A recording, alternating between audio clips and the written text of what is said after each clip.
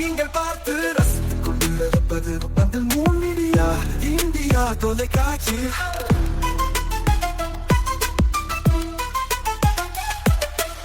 நீங்கள் பார்த்து ரசித்துக் கொண்டிருப்பது உங்கள் மீடியா இந்தியா தொலைக்காட்சி.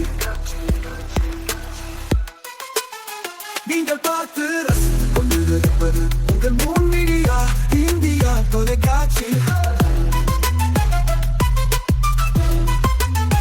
நீங்கள் பார்த்து ரசித்துக் கொண்டிருப்பது உங்கள் மீடியா.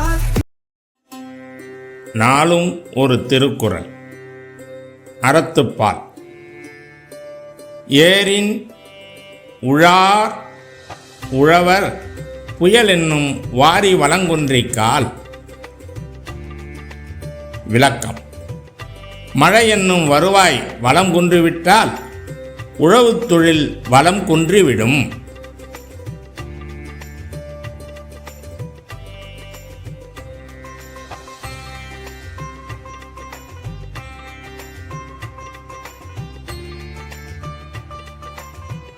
வணக்கம். முன் மீடியா செய்திகளுக்காக உண்ணாமலை சம்பந்தம். இன்றைய முக்கிய செய்திகள். உறவினருக்கு கொலை மிரட்டல் விடுத்த வழக்கு. தமிழக நிதியமைச்சர் மரிய வில்சன் நேரில் ஆஜராக புதுச்சேரி நீதிமன்றம் உத்தரவு.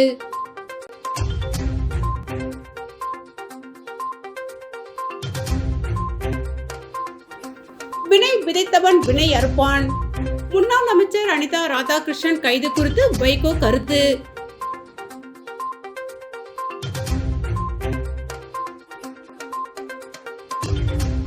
ரோடு போடாததை கண்டித்து பொதுமக்கள் சாலை மறியல். அமைச்சரை கண்டித்து கோஷம் எழுப்பியதால் பரபரப்பு. இன்றைய முக்கிய செய்திகள். இனி விரிவான செய்திகள். தமிழக நிதியமைச்சர் மரிய வில்சன் தனது உடன்பிறந்த தம்பி மரிய குளோத் மற்றும் அவரது மனைவியை வீடு புகுந்து தாக்கி கொலை மிரட்டல் விடுத்த வழக்கில் நாளை புதுச்சேரி முதலாவது குற்றவியல் நீதிமன்றத்தில் கட்டாயம் நேரில் ஆஜராக வேண்டும் என்று நீதிமன்றம் உத்தரவிட்டுள்ளது. தமிழக வெற்றிக் கழகம் சார்பில் ஆர்கே நகர் தொகுதியில் போட்டியிட்டு வெற்றி பெற்ற மரிய வில்சன் தற்போது தமிழக நிதி அமைச்சராக பதவி வகித்து வருகிறார். இந்நிலையில் கடந்த 2022ஆம் ஆண்டு ஆகஸ்ட் 8ஆம் தேதி தொழில் போட்டி காரணமாக புதுச்சேரி ஏழ்நகரில் வசித்து வந்த தனது உடன்பிறந்த தம்பி மரி குளோத் மற்றும் அவரது மனைவி கேரளின் ஆகியோரின் வீட்டிற்குள் அத்துமீறி நுழைந்து உருட்டுக்கட்டையால் தாக்கி கொலை மிரட்டல் விடுத்தார். இந்த சம்பவத்தில் காயமடைந்த மரி குளோத் மற்றும் அவரது மனைவி கேரளின் ஆகியோர் லாஸ்பேட்டை காவல் நிலையத்தில் அளித்த புகாரின் பேரில் வீட்டிற்குள் அத்துமீறி நுழைதல், தாக்குதல், சொத்திற்கு சேதம், ஆபத்தான ஆயுதத்தால் காயம் ஏற்படுத்துதல், பெண்ணின் மானத்தை அவமதித்தல், கொலை மிரட்டல் மற்றும் கூட்டு சதி உள்ளிட்ட பல்வேறு பிரிவுகளின் கீழ் போலீசார் வழக்கு பதிவு செய்தனர். இந்த வழக்கு புதுச்சேரி முதலாவது குற்றவியல் நீதிமன்றத்தில் விசாரணையில் இருந்து வருகிறது. வழக்கு விசாரணைக்காக பலமுறை வாய்தா வழங்கப்பட்ட போதிலும் அமைச்சர் மரி வில்சன் தொடர்ந்து நீதிமன்றத்தில் ஆஜராகவில்லை. இதனிடையே இந்த வழக்கில் குற்றப்பத்திரிகை தாக்கல் செய்யப்பட்டுள்ள நிலையில் குற்றப்பத்திரிகை நேரில் பெற்றுக் கொள்வதற்காக நாளை புதுச்சேரி முதலாவது குற்றவியல் நீதிமன்றத்தில் கட்டாயம் ஆஜராக வேண்டும் என்று நீதிபதி சேரல்நாதன் உத்தரவிட்டுள்ளார். எதிர்காலத்தில் விஜய் அரசு மக்கள் விரோத நடவடிக்கையில் ஈடுபட்டால் அதை மார்க்சிஸ்ட் கம்யூனிஸ்ட் கட்சி தயக்கமின்றி கேள்வி கேட்கும் என்றும் பலன்களை அனுபவிப்பதற்காக அதிமுக எம்எல்ஏக்கள் ராஜினாமா செய்வதை ஏற்க முடியாது என மார்க்சிஸ்ட் கம்யூனிஸ்ட் கட்சியின் அரசியல் பிரிவு தலைவர் கே பாலகிருஷ்ணன் தெரிவித்துள்ளார். மார்க்சிஸ்ட் கம்யூனிஸ்ட் கட்சியின் அரசியல் பிரிவு தலைவர் கே பாலகிருஷ்ணன் புதுச்சேரியில் உள்ள கம்யூனிஸ்ட் கட்சியின் நல்லசிவன் நினைவகத்தில் செய்தியாளர்களை சந்தித்தார். அப்போது அவர் கூறியதாவது: புதுச்சேரியில் தேர்தல் முடிவுகள் வெளியாகி 2 மாதங்கள் ஆகியும் இதுவரை அமைச்சர்களுக்கு இலாக்காக்கள் ஒதுக்கப்படவில்லை, சட்டப்பேரவையும் கூட்டப்படவில்லை, அரசு செயல்பாடுகள் முழுமையாக முடங்கியுள்ளன. பாஜக மற்றும் என்ஆர் காங்கிரஸ் இடையே உடன்பாடு எட்டப்படாததே இதற்கு காரணம். பாஜக ஆட்டுவிக்கும் ஆட்டத்திற்கு முதலமைச்சர் ரங்கசாமி செயல்பட வேண்டிய நிலை ஏற்பட்டுள்ளது.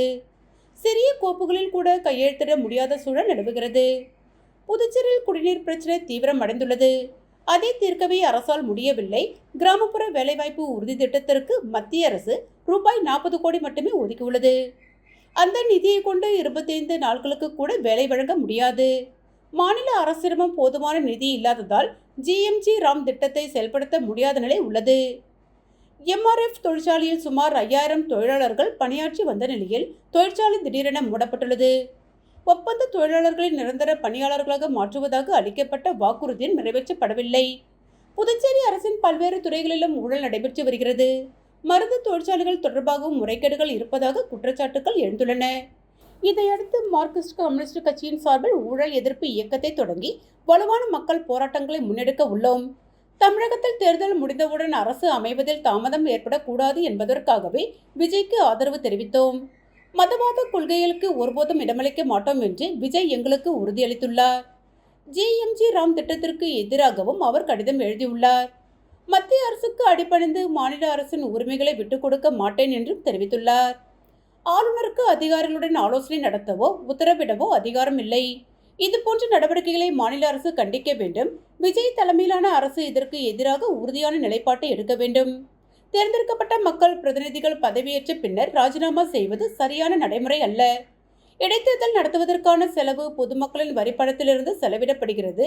எனவே பலன்களை அனுபவிப்பதற்காக ராஜினாமா செய்வதை ஏற்க முடியாது. அதிமுக எம்எல்ஏக்கள் ராஜினாமா செய்வதும் நல்ல முன் உதாரணம் அல்ல.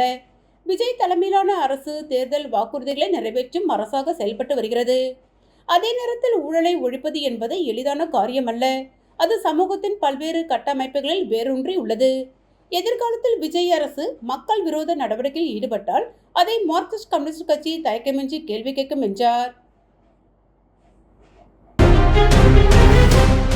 புதுவை மாநிலம் மடுகரை அம்பேத்கர் சிலை அருகில் மடுகரை புதுவை சாலை போடப்படாததால் பொதுமக்கள் சாலை மறியல். நெட்டப்பாக்கம் தொகுதியில் பிரதான சாலைகளை மேம்படுத்தும் வகையில் கடந்த ஆண்டு முதல்வர் ரங்கசாமி மற்றும் அமைச்சர்கள் இணைந்து 16 கோடி மதிப்பீட்டில் தார் சாலை அமைப்பதற்காக பூமி பூஜை செய்தனர். பூமி பூஜை போடப்பட்டு சில சாலைகள் போடப்பட்டது. முக்கிய பிரதான சாலையாக கருதப்படும் மடுகரை புதுவை சாலை செய்தும் பல மாதங்கள் ஆகியும் இதுவரை தார் சாலை போடவில்லை. மடுகரை புதுவை சாலை மடுகரை பட்டாம்பாக்கம் சாலைகள் குண்டும் குழியுமாக காணப்படுவதால் பைக்கில் செல்பவர்கள் அடிக்கடி விபத்துக்குள்ளாகின்றனர். இதனை கண்டித்து இன்று காலை 10 மணி அளவில் மடுகரை கிராமத்தை சேர்ந்த 100க்கும் மேற்பட்ட பொதுமக்கள் மடுகரை அம்பேத்கர் சிலை அருகில் அமர்ந்து சாலை மறியல் போராட்டத்தில் ஈடுபட்டனர். நடவடிக்கை எடுக்காமல் தயக்கம் காட்டி வரும் அமைச்சர் ராஜவேலுவை கண்டித்தும் கோஷம் எழுப்பினர். தகவலறிந்த மடுகரை உதவி ஆய்வாளர் சீனிவாசன் மற்றும் போலீசார் போராட்டத்தில் ஈடுபட்டவர்களிடம் பேச்சுவார்த்தை நடத்தினர். பொதுப்பணித்துறை அதிகாரிகள் சில தினங்களில் சாலை அமைப்பதற்கான பணிகள் துரிதப்படுத்தப்படும் என்று தெரிவித்தனர். இதனால் போராட்டத்தில் ஈடுபட்டவர்கள் அனைவரும் கலந்து சென்றனர். வாழும் போதும் வாழ்க்கைக்கு பிறகும் பணம் உங்களுக்கு பெருகிக் கொண்டே இருக்கும். அனைவருக்கும் புதிய வாய்ப்பு. நீங்கள் உழைக்கும் குணம் கொண்டவரா? அப்படியானால் நீங்கள் நேர்மையுடன் முதலீடு இல்லாமல் சம்பாதிக்க அரிய வாய்ப்பை நாங்கள் தருகிறோம். மேலும் எரிவாயு godown, super market, solar plant அமைத்து பணம் சம்பாதிக்கலாம். முக்கியமாக முதலீடு இல்லாமல் வருமானம் வரும் வாய்ப்பு. வயது வேறுபாடின்றி கல்வி தகுதியின்றி அனைவரும் இணைந்து பணம் சம்பாதிக்கலாம். வாருங்கள், LDBS பஜார் உங்களை அன்போடு வரவேற்கிறது. எங்களுடன் இணைந்து நேர்மையான முறையில் பணத்தை சம்பாதியுங்கள்.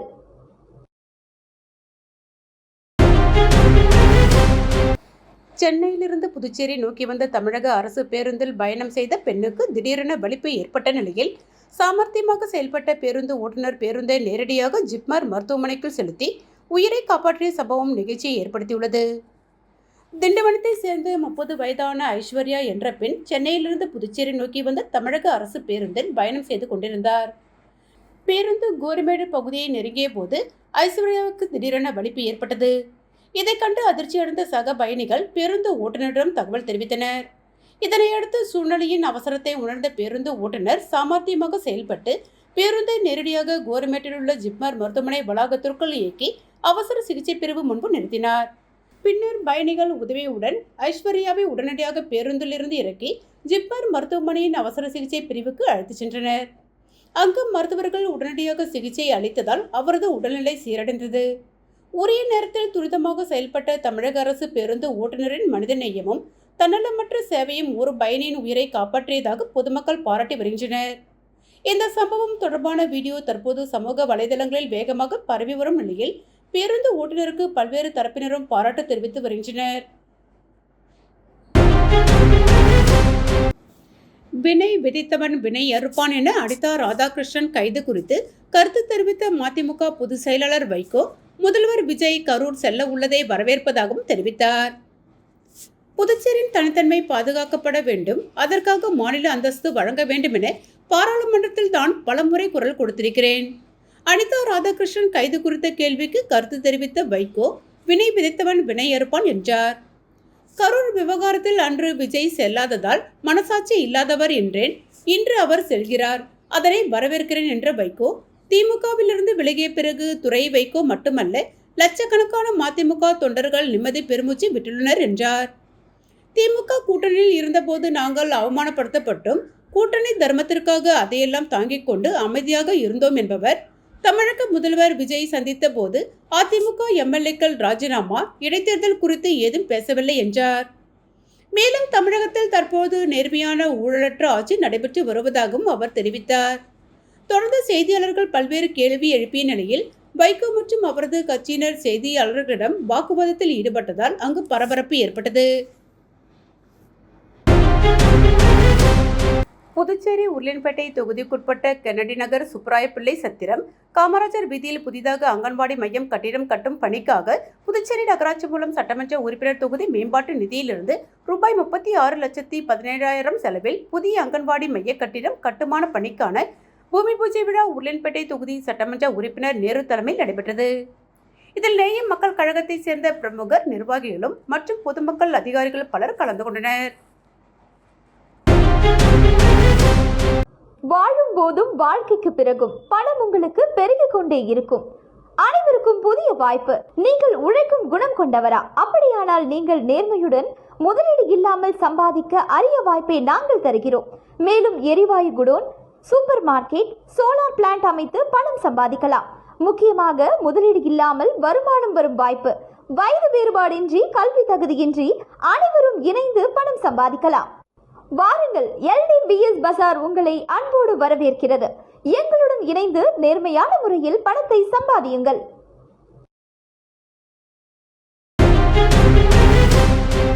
கம்பளிக்காரன்குப்பம் கிராமத்தில் கற்பக விநாயகர், எல்லையம்மன், ஐயனாரப்பன் ஆலய கும்பாபிஷேகம்.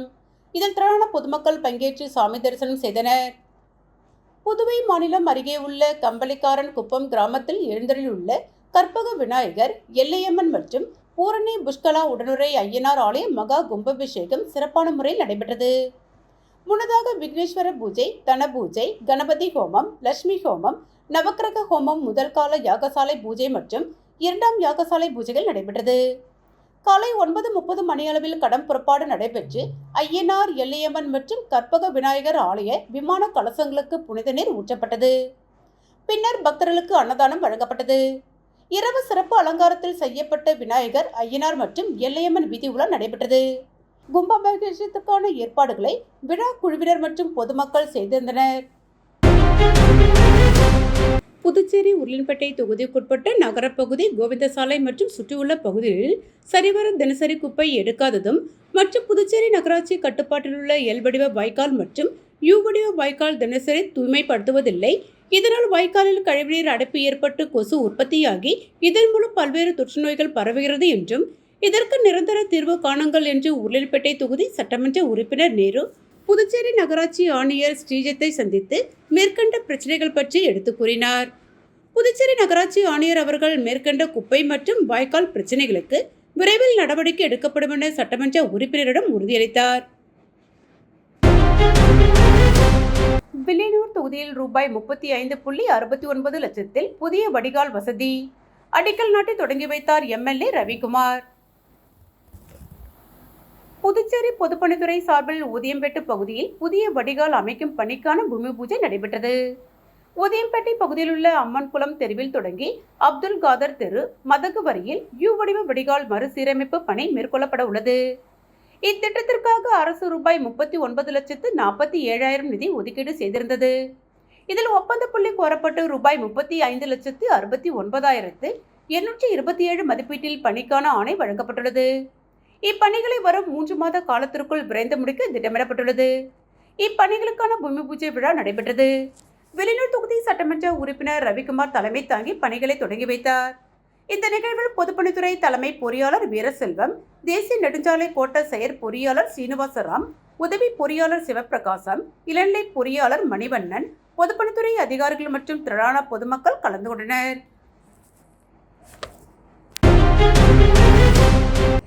இந்திய தேசிய நெடுஞ்சாலை மற்றும் புதுச்சேரி பொதுப்பணித்துறை சார்பாக புதுச்சேரி ஒருங்கிணைந்த நீதிமன்றம் அருகாமையில் தற்பொழுது மேம்பாலம் கட்டும் பணி வேலை நடைபெற்று வருவதால் பல மாதங்களாகவும் இன்றளவும் கடும் போக்குவரத்து நெரிசல்கள் அதிகமாக காணப்பட்டது. இதனால் வழக்கறிஞர்களும் வழக்காளிகளும் நீதிமன்ற ஊழியர்களும் மிகுந்த சிரமத்திற்கு உட்படுத்தப்பட்டார்கள். குறித்த நேரத்தில் வழக்கறிஞர்களும் வழக்காளிகளும் நீதிமன்றத்திற்கு வர முடியவில்லை. இதனால் நீதிமன்ற பணிகள் வெகுவாக பாதிக்கப்பட்டது. இதனால் போக்குவரத்து நெரிசல் சரி செய்வது சம்பந்தமாக நெடுஞ்சாலைத்துறை அதிகாரிகளிடமும் பொதுப்பணித்துறை அதிகாரிகளிடம் நேரில் சென்று முறையிட்டு பின்பு புதுச்சேரி சட்டமன்ற உறுப்பினர் நேருவிடம் வழக்கறிஞர்கள் சார்பில் முறையிட்டதை தொடர்ந்து அவர் நேரடியாக தலையிட்டதன் அடிப்படையில் மேம்பாலம் பணி நடைபெற்று வரும் இடத்திற்கு நேரடியாக வந்து வழக்கறிஞர்களின் வழக்காளிகளின் மற்றும் பொதுமக்களின் கஷ்டங்களை நேரில் பார்வையிட்டு உடனடியாக சம்பந்தப்பட்ட இடத்தில் இருந்த அரசு அதிகாரிகளிடமும் முறையிட்டு அதனை உடனடியாக நான் இருக்கும்போது சரி செய்து தருமாறு கூறினார். அதனை ஏற்றுக்கொண்ட அதிகாரிகள் உடனடியாக வழக்கறிஞர்கள் வழக்காளிகள் பொதுமக்கள் செல்வதற்கு ஏதுவாக இரு சக்கரங்கள் மட்டும் செல்வதற்கு ஏற்றவாறு இடம் ஒதுக்கி கொடுத்தனர். இதனையடுத்து வழக்கறிஞர்கள் சார்பில் சட்டமன்ற உறுப்பினருக்கு நன்றி தெரிவிக்கப்பட்டது. மீண்டும் இன்றைய முக்கிய செய்திகள். உறவினருக்கு கொலை மிரட்டல் விடுத்த வழக்கு. தமிழக நிதியமைச்சர் மரிய வில்சன் நேரில் ஆஜராக புதுச்சேரி நீதிமன்றம் உத்தரவு.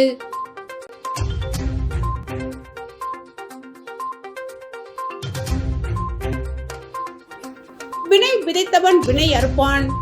முன்னாள் அமைச்சர் அனிதா ராதாகிருஷ்ணன் கைது குறித்து வைகோ கருத்து.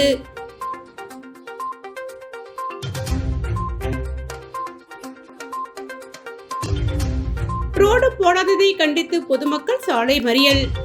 அமைச்சரை கண்டித்து கோஷம் எழுப்பியதால் பரபரப்பு.